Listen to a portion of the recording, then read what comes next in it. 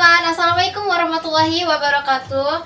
Baik, di sini saya akan menjelaskan materi konsep filsafat dan apa itu filsafat pendidikan dan apa hubungannya. Baik, next ya. Di sini ada pengertian filsafat. Apa itu filsafat? Filsafat adalah suatu pemikiran dan kajian kritis terhadap kepercayaan dan sikap yang sudah dijunjung tinggi. Kebenarannya melalui pencarian dan analisis konsep dasar mengenai bidang kegiatan pemikiran seperti prinsip, keyakinan, konsep, dan sikap umum dari suatu individu atau kelompok untuk menciptakan kebijakan dan pertimbangan yang lebih baik. Dan itu filsafat pendidikan. Filsafat pendidikan adalah kajian yang filosofis tentang pendidikan yang bertujuan untuk menjelaskan makna, tujuan, metodologi pendidikan secara historis. Nah, filsafat ini mempelajari hakikat pendidikan dengan memanfaatkan metode kritis atau menganalisis sendiri. Filsafat pendidikan juga menjawab berbagai permasalahan yang muncul dari dalam praktik pendidikan. Nah, seperti bagaimana kurikulum disusun, metode pembelajaran yang diterapkan, dan relatif antara pendidik dan peserta didik. Nah, menurut Reza Mudiaharjo tahun 2008, filsafat pendidikan tidak dapat dipisahkan dari ilmu filsafat secara umum karena kajiannya menyentuh aspek-aspek fundamental dalam pendidikan seperti tujuan, hasil, dan proses pelaksanaannya. Nah, di sini itu ada hubungan filsafat dengan filsafat pendidikan. Apa itu, teman-teman? Nah, hubungan antara filsafat dan filsafat pendidikan sangatlah penting sebab ia menjadi dasar, arah, dan pedoman suatu sistem pendidikan. Nah, menurut Jalaluddin dan Idi pada tahun 2007, filsafat pendidikan merupakan aktivitas pemikiran teratur yang menjadi filsafat sebagai medianya untuk menyusun proses pendidikan. Nah, menyelaraskan dan mengharmoniskan serta menerangkan nilai-nilai dan tujuan yang ingin dicapai menurut Jalaluddin dan Idi. Nah, hubungan fungsional antara filsafat dan teori pendidikan adalah itu ada 3 ya. Pertama itu, filsafat merupakan suatu cara pendekatan yang dipakai untuk memecahkan problematika pendidikan dan menyusun teori-teori pendidikan. Nah, yang kedua itu, filsafat berfungsi memberi arah terhadap teori pendidikan yang memiliki relevansi dengan kehidupan yang nyata. Nah, yang ketiga itu, filsafat dalam hal ini, filsafat pendidikan mempunyai fungsi untuk memberikan petunjuk dan arah dalam pengembangan teori-teori pendidikan menjadi ilmu pendidikan. Next, di sini juga ada objek kajian filsafat, yaitu objek material dan objek formal. Nah, kajian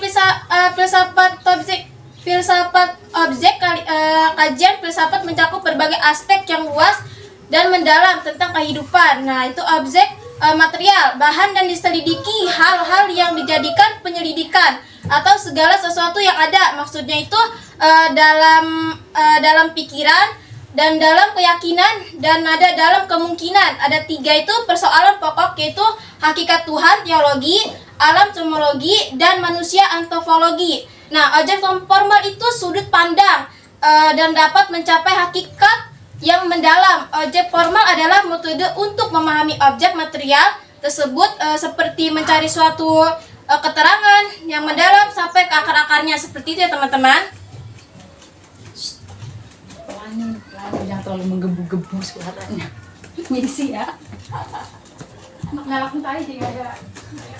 Nah, di sini juga ada sistematika filsafat pendidikan. Nah, filsafat pendidikan disusun oleh sistematika yang empiris dan logis untuk melakukan tujuan filsafat ini. Mengutip dari buku Filsafat Pendidikan karya Dr. Hamka, MSc, di sini juga ada ontologi berikut.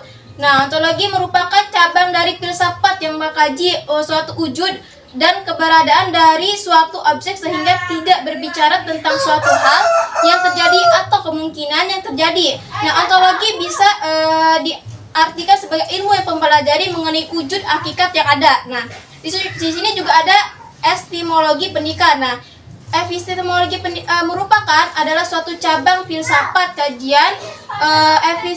Epistemologi membahas tentang bagaimana proses mendapatkan ilmu pengetahuan, hal-hal apakah yang harus diperhatikan agar mendapatkan pengetahuan yang benar, apa yang disebut kebenaran dan apa yang kriteriannya. Yang ketiga itu aksiologis pendidikan.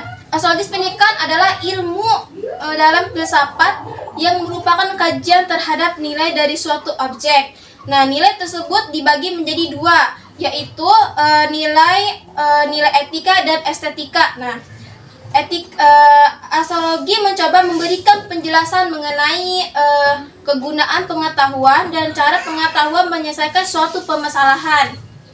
Next, di sini juga ada aliran filsafat pendidikan. Nah, di sini juga ada aliran filsafat pendidikan terbagi dalam beberapa aliran. Nah, ada 3 aliran ya. Yang pertama itu progresivisme adalah suatu aliran filsafat pendidikan yang memiliki pemikiran mengenai perubahan pelaksanaan pendidikan menjadi lebih maju. Pemikiran ini memberikan perubahan yang cukup besar dalam dunia pendidikan. Nah, yang kedua itu konstruktivisme adalah suatu aliran filsafat pendidikan yang berfokus pada pengembangan dan peningkatan perkembangan logika dan konseptual dari sikap peserta didik.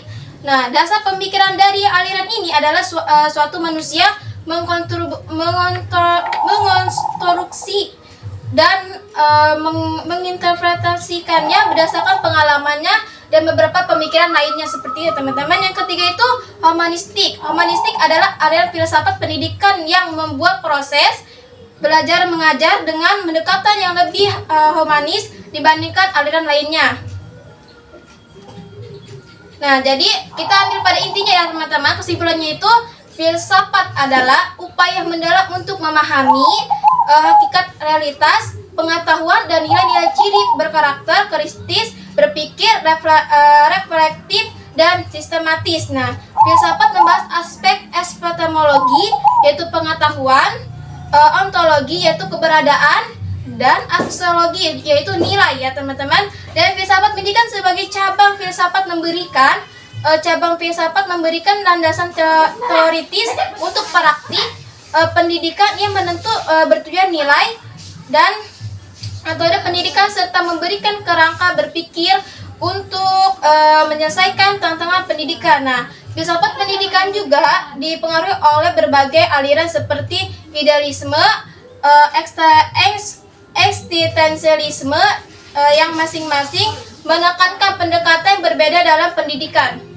Nah, secara keseluruhan, filsafat memberikan arah berbagi filsafat pendidikan untuk menciptakan generasi yang tidak hanya cerdas secara intelektual, tetapi juga bermoral yang berkarakter sesuai dengan kebutuhan masyarakat. Nah, dan tantangan zaman seperti itu teman-teman, semoga bermanfaat. Sekian dari saya. Assalamualaikum warahmatullahi wabarakatuh.